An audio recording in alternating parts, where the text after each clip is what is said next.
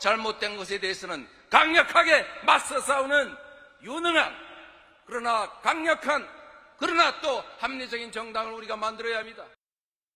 부정부패 연루자의 기소 시 직무를 정지하는 당헌 제80조를 바꾸려고 합니다. 차떼기 정당의 후신만도 못한 당헌을 우리가 만들어서는 안 됩니다. 검찰의 표적이 된 이재명, 당의 방패가 아니라 창이 돼서 싸우겠습니다. 소신파 박용진, 우리가 품어 안고 넓게 갑시다. 당원들이 75% 대다수가 거의 대부분이 이재명을 지지하는 것이 죄인가요? 당원들이 잘못된 건가요? 그건 아니지 않습니까? 예. 왜 이재명을 지지하느냐? 예. 그걸 한번 생각해 보시면 좋겠습니다.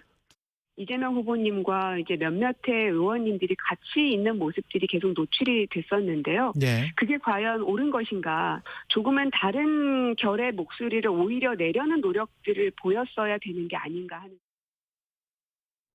네, 한 주간의 여론 흐름 짚어보겠습니다. 배종찬 인사이트 K 소장, 이은영 휴먼앤데이터 소장 나오셨습니다. 어서 오십시오. 네, 안녕하십니까? 네, 배 수장님, 갤럽 조사 결과요, 윤석열 대통령 지지율이 25%를 기록하면서 하락세가 일단 멈춘 모습인데, 지난 한 주 여론 흐름 어떻게 보셨어요?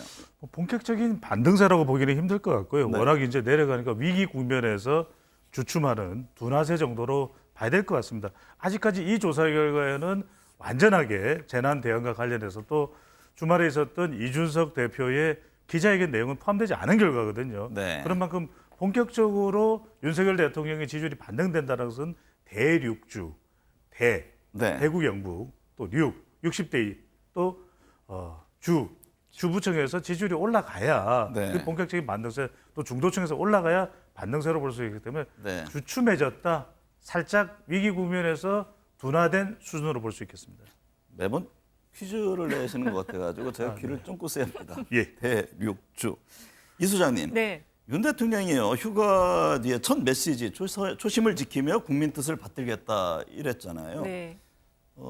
대통령의 휴가 첫 메시지가 지지율 소폭 상승에 영향을 미쳤다고 봐야 합니까? 일단 이제 갤럽 조사 기준으로 보면은 영향을 미친 것처럼 보이긴 하지만 그 전날 나왔던 MBS 전국 지표 조사를 보면은 그 지지율이 2주 전에 비해서 6%포인트 긍정평가 하락했고요. 부정평가는 11%포인트나 상승을 했어요. 그래서 지금 이 갤럽 조사는 그 다른 조사 회사들에 비해서 가장 낮았기 때문에 이제 그 조금 더 추이를 지켜봐야 되고요. 그다음에 이 국민만을 바라보고 초심을 지키겠다. 이 메시지 자체는 뭐 좋지만 그 전에도 지지율 하락할 때마다 지금 그 똑같은 메시지가 나왔기 때문에 이것 때문에 어떤 그 소폭 상승했다라고 보기는 좀 어려울 것 같습니다. 윤 대통령이요, 17일 대통령 취임 100일을 맞잖아요. 네. 이명박 전 대통령의 취임 100일 지지율 21%에 이어서 두 번째로 났다면서요. 그렇습니다. 그런데 이명박 전 대통령의 경우에는 광우병이라고 하는 충격적인 외부 변수가 있었거든요. 그때 대형 이슈가 있었다 이런 말씀이시군요. 그런데 윤석열 정부, 윤석열 대통령은 지금 지지율이 폭락한 가장 큰 이유는 인사, 사랑과 관련된 것이고 더 큰 이유는 이런 국정 운영을 바라보는 윤석열 대통령의 인식이 국민과 완전히 다르다는 것이거든요. 지금 주말에도 이준석 대표 기자회견 이 파동도 앞으로 국민의힘, 대통령 지지율에 미칠 변수로서 만만치 않습니다. 그럼 누가 해결하죠? 누가 수습하죠? 결국은 윤석열 대통령이 이준석 대표 관련 건도 수습할 수밖에 없다. 그렇게 본다면 지금 인사 또 사람과 관련된 지지율 타격이 많은 윤석열 대통령으로서는 앞으로 이 부분을 그냥 단순히 대통령실을 대대적으로 혁신한다고 해서 해결될 문제는 아니거든요. 핵심은 그겁니다. 윤석열 대통령의 태도가 바뀌느냐 안 바뀌느냐. 역대 대통령과는 완전히 해법이 다른 윤석열 대통령의 인식 태도가 관건입니다. 이 소장님, 윤 대통령은 부정평가와 긍정평가 사이에요, 나란히 재난 대응이 새로 등장했다고 하는데 어떤 의미가 있는 겁니까? 네, 맞습니다. 지금 그 긍정평가 이유와 관련해서도 재난 대응이 3%로 나왔고요. 부정평가에서도 재난 대응이 6%가 나왔어요. 그래서 일단은 대통령께서 조금 늦긴 했지만 현장을 방문했고 그리고 지금 그 범정부적인 차원에서 특별재난 지역 선포라든지 그다음에 이제 특별교부세를 통한 어떤 재난에 대한 어떤 그 지원을 한다라는 게 좀 빠르게 진행이 됐거든요. 그런 면에서는 긍정평가가 있었지만 여전히 부정적인 평가가 2배 이상 지금 높게 나왔습니다. 그래서 재난 지원은 하고는 있지만 범정부 차원에서 하고는 있지만 그래도 그 청와대로 옮기지 않았으면 이게 더 빨리 아예 이런 사고가 일어나지 않지 않았을까 이런 생각도 하시는 것 같아요. 네. 그래서 그리고 이제 대통령의 그 발언 중에 임대주택을 지원하라 그 수해 피해자분에게 근데 그게 너무 좀 즉자적이고 전체적인 어떤 그 시각 속에서 한 발언이 아니다 보니까 네. 좀 부정평가가 높게 나온 것 같습니다. 전체적으로 이번 주 조사가 나올 텐데요. 네. 어떨 것 같습니까? 이번 주 조사가 지금 이제 내일 원래는 나왔었는데 지금 나올지 안 나올지는 봐야 되는데 네. 어쨌든 그 재난 대책에 대해서 범정부적인 대응을 했다라는 측면에서는 반등까지는 모르겠지만 일단 멈출 수도 있다. 지금 네. 갤럽 조사도 그 부정평가는 멈췄거든요. 네. 예. 배 수장님. 네. 윤 대통령의 특별 사면으로 이재용 부회장, 신동빈 회장 이름은 올렸고 예. 반면에 이명박 전 대통령, 김경수 전 지사 예. 정치인은 제외를 했습니다. 그렇습니다. 지지율에 긍정, 부정 어떤 효과를 줄까요? 지지율에는 큰 영향을 안 미칠 걸로 보입니다. 이제 네. 정치인 사면, 특히 이제 이명박 전 대통령 했다면은 또 지지율에 영향을 받았을 수도 있고 조금이라도 더. 네. 하지만 이 사면에서 경제인만 콕 집어서 사면을 해줬기 때문에 이번 윤석열 대통령의 사면은 보통 사면이라 그러면 정치적 성격을 띈 사면이거든요. 네. 그런데 경제만 방점을 찍은 것은 그만큼 중도층을 고려했다. 특히 이제 낮은 지지율 속에서 정치인까지 할 수는 없었다고 볼 수 있는데 여기서 우리가 한 가지 알아둬야 될 것은 이명박 전 대통령의 경우에 수감이 되어 있는 상태로 알고 계시는 국민들이 많은데 네. 지금 형집행 정지입니다. 네. 만약에 이명박 전 대통령이 수감 상태였더라면 또 달라졌을 것 같아요. 판단과 결정이. 그리고 김경수 전 지사와 정경심 교수를 제외한 이유는 정치는 안 하겠다는 이유도 있겠지만 지금 조국 전 장관과 연관돼 있고 문재인 정권과 연관돼 있는 인물에 대해서는 사면을 안 한다라고 네. 봐야 되겠죠. 이 수장님. 네. 근데 이제 국민의힘 그 의원 수해 현장 가서 복구하면서 특히 이제 김성훈 의원 같은 경우에는 뭐 사진이 잘 나오게 비가 왔으면 좋겠다. 네. 이런 말을 해가지고 여론의 질타가 엄청 났잖아요. 그렇습니다. 굉장히 그 악영향을 준 발언이었는데 일단은 김성원 의원이 빠르게 사과를 하고 예결위 간사까지 자기가 그만두겠다라고 이제 밝혔어요. 그런데 그 2탄이 또 나왔습니다. 지금 권성동 그 원내대표가 나경원 의원에게 흰머리가 난 거를 보고서 나이값 하네 이런 말을 해갖고 그게 이제 어제 또 지금 막 회자가 되고 있거든요. 네. 그래서 지금 권성동 원내대표는 거의 지금 사고뭉치 비슷하게 되어 있어요. 이게 그렇게 대통령 지지율에 직접적인 영향을 줄 사항은 아닌 것으로 보여지는데 이게 계속 이어지는 게 지금 영향을 줄 수 있을 것 같습니다. 네. 이 당내 인사들의 계속된 망언. 네. 또 국민의힘 한 의원은 수재 현장에서 이게 나경원 전 의원에 대한 발언인지 하여튼 여성을 겨냥해서 여자는 좀 발이 작아야 되잖아 이렇게 이야기를 하는 것도 네. 저는 좀 공식적인 자리일 수도 있다라는 것을 의식해서 제발 수해 현장 가면 말을 굳이 할 필요가 없거든요. 네. 저는 왜 가서 말을 하고 인터뷰에 응하는지 이해를 할 수가 없습니다. 왜냐하면 수재라고 하는 것은 이 국민들이 분노를 한 장소입니다. 그렇다면 많은 분들이 또 숨지기도 하고 맞습니다. 그러니까요. 그렇죠. 인명 피해가 난 또 곳이잖아요. 정치인에 대한 분노도 아주 지금 심각한 상태고 특히나 국민의힘 경우에는 이준석 대표 파장과 맞물려서 입조심, 입단속을 해야 되는 거. 이건 주호영 비대위원장이 여러 차례 강조했거든요. 그러니까 수재 현장 가면 제발 오늘 우리 이 시사 스페셜을 통해서 조언을 드리는데 말하지 마세요. 네. 우상호 민주당 비대위원장이요. 한동훈 법무부 장관이 그 시행령을 통해서 검찰 수사 범위를 넓히라는 움직임에 대해 너무 설친다는 여론이 많다.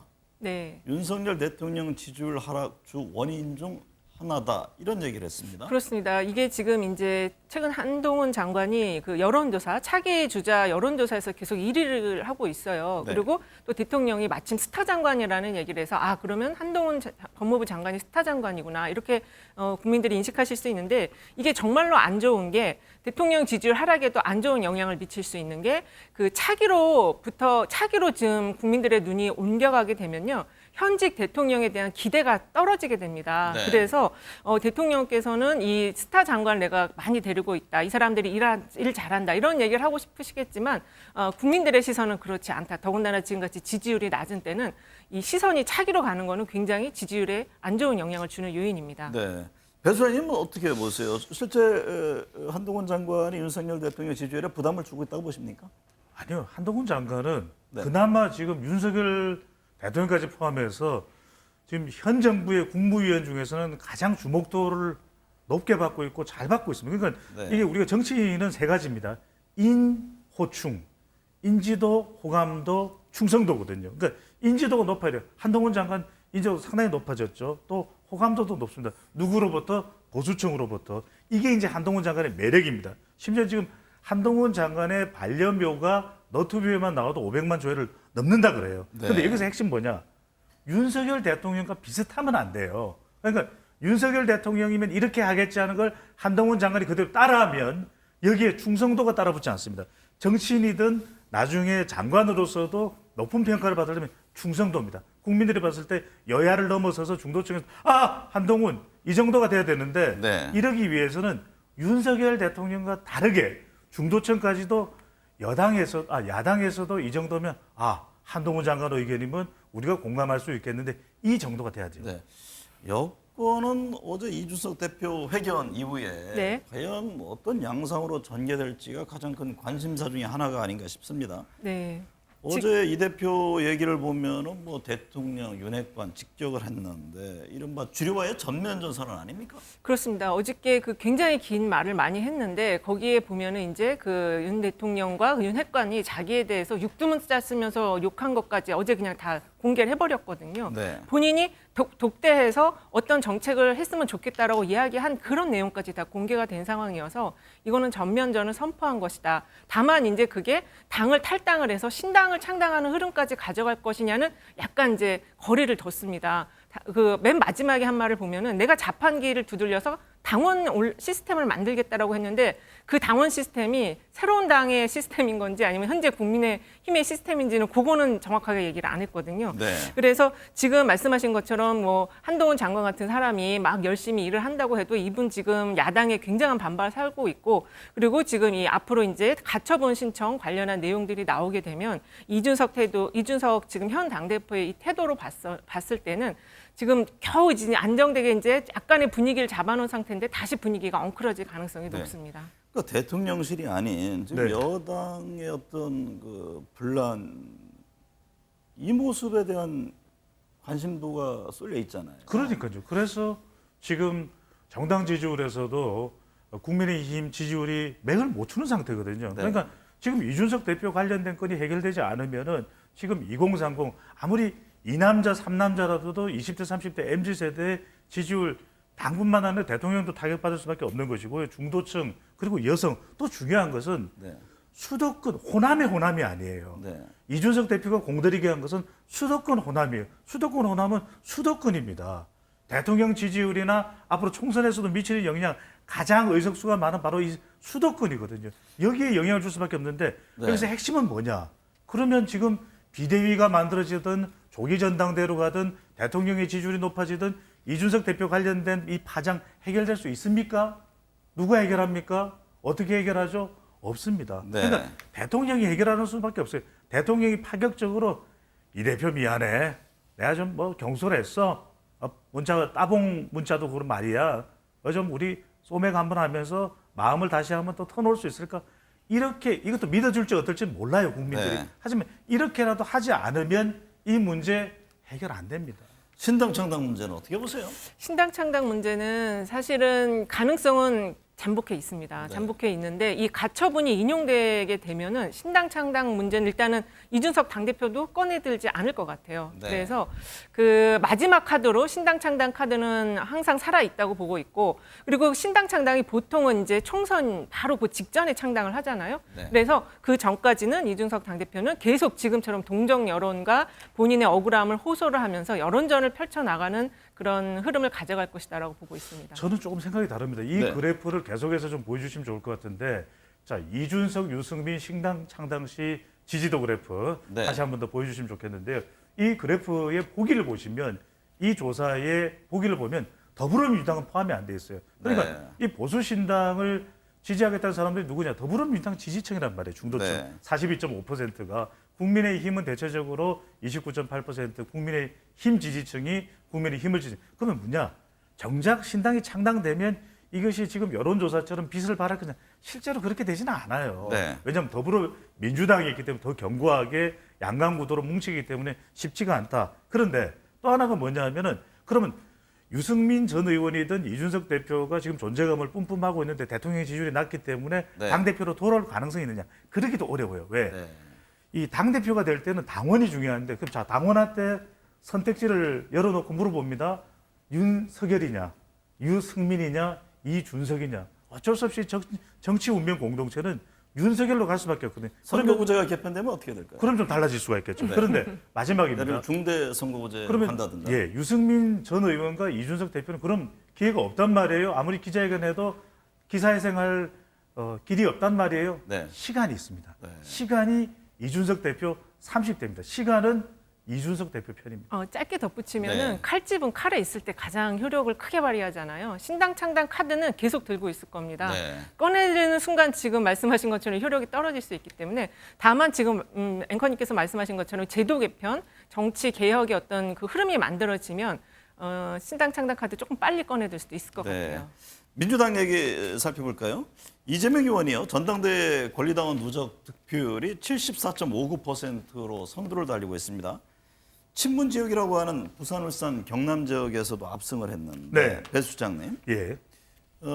이쪽 지역에서의 압승은 어떤 의미를 담고 있습니까? 뭐 지역이든 세대든 더불어민주당 지지층 내에서 전당대회의 환경은 이미 이제 어대명에서 확실히 확대명에서 이제는 거대명으로 간 거죠. 네. 거의 대부분 이재명. 이재명이 민주당이 되어가고 있어요. 네. 이건 부인할 수 없는 거예요. 아무리 박용진 후보가 부르짖으면서 이거 민주당 사당화되는 겁니까? 안 들려요. 당내 주류 교체입니까? 그럼요. 그러니까 이건 친명이 지금 최고위원 다수를 차지할 수밖에 없는 상황. 저기서 핵심은 그럼 뭐냐? 우리 시청자분들이 궁금한 것은 그럼 리스크가 없어지느냐?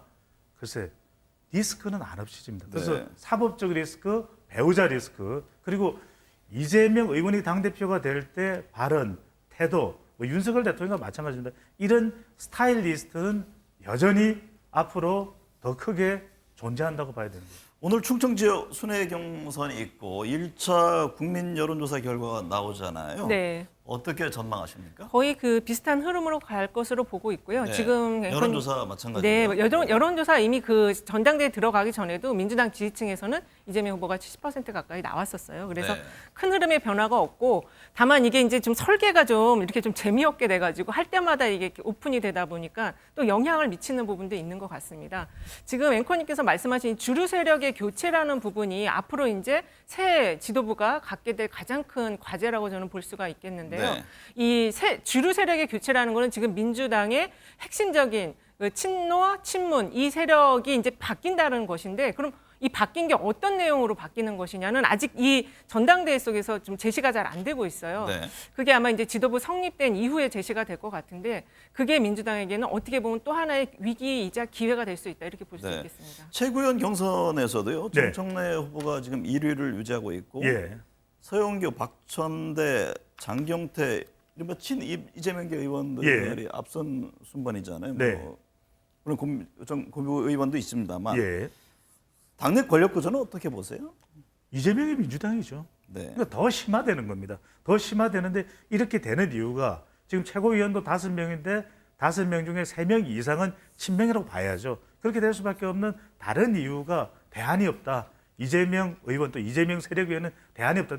윤석열 대통령의 낮은 지지율이 지금 이재명 의원 그리고 친명 세력의 존재감이 뿜뿜하게 만드는 이유입니다. 네. 그러니까 윤 대통령의 낮은 지지율이 부활시킨 세 남자 네. 유승민, 이준석, 이재명입니다.